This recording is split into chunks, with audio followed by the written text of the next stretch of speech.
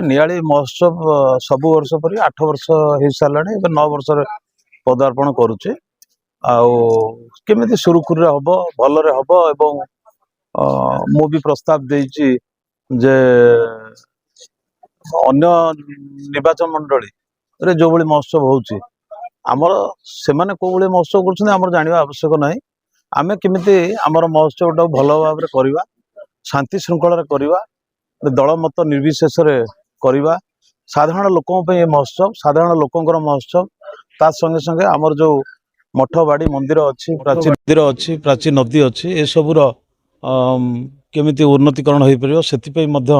गोटे लोकों पाखक वार्ता भी जीवार आवश्यक अच्छी एटी तांकर पुराणा बाइल अनुसार जे विधायक थे सभापति रखा जाए नियम कराई मु गोटे प्रस्ताव आज देछि जेहेतु दल मत निर्विशेष होठारे सभापति पद विधायक को न दि जाऊ जड़े जो जी राजनीति न करुच्ची जड़े वरिष्ठ व्यक्ति को सभापति भाव निर्वाचित करी किंबा समस्त पाखरु मतामत नहीं सभापति करा जाऊ ताहले कौन हम ना एटा बहु वर्ष धरिकी चलो किंतु राजनीतिक लोक जड़े सभापति रहा मुझा मोर एटा व्यक्तिगत मत मुझे राजी नुह ये प्रस्ताव देछि जेहेतु कमिटीर सदस्य माने कहिसंती जे से माने कोर कमिटी माध्यम रे बसी ये प्रस्ताव को आलोचना करिवे तेणु गोटे महोत्सव जो आम नियाली होछि ये महोत्सवटा गोटे महोत्सव भलिया हवा दरकार अछि सेति समस्ते उत्साह भी अछंती सांबादिक बंधु माने भी पूरा उत्साह अछंती एटा जेहेतु निज माटीर ये सांबादिक बंधु माने समस्त आम नियाली माटीर तेणुक समस्ते उत्साह अच्छा निश्चित भाव में गोटे दल मत निर्विशेष भल महोत्सव निश्चित हम नियाली महोत्सव हूँ आम समस्त गोटे परिचय गोटे स्वाभिमान प्रश्न सम्मान प्रश्न नियाली महोत्सव को गोटे अग्रीण महोत्सव भाव में सारा राज्य में पालन करने आज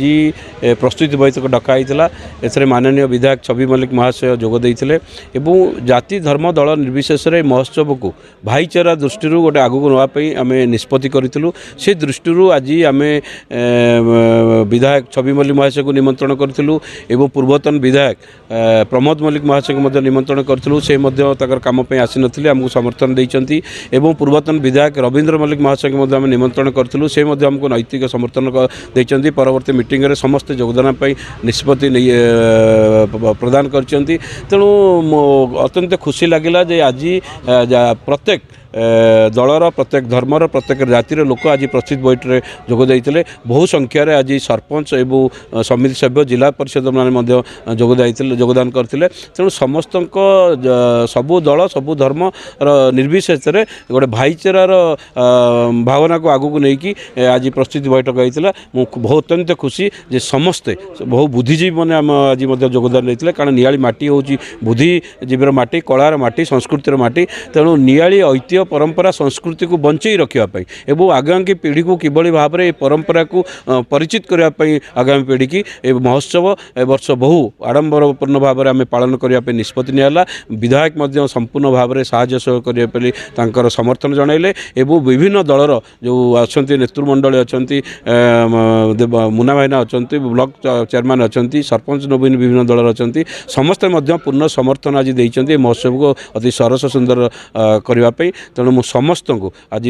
प्रस्तुति बैठक जो मैंने आज जोगदे बुद्धिजीवी मान आरंभ करी विभिन्न सामाजिक कर्मी आरंभ करी राजनीतिक दल जिते नेतृमंडली आसते समस्त को मु कमिटी तरफ अशेष धन्यवाद देउची मु आशा करुच्ची ए वर्ष नियाली महोत्सव सारा राज्य में 1 नंबर महोत्सव भाव में पालन करा सभापतित्व को लेकिन विधायक जो कथा कहते नहीं आमर अच्छी जो मैंने नियाली विधायक एवं माने एक्जिस्टिंग विधायक से माने सभापतित्व करेंगे माने जो 5 दिन जाक जो महोत्सव 4 दिन 5 दिन जो महोत्सव से सभापतित्व करने आमर पूर्व रही आसी तेणु निश्चित भाव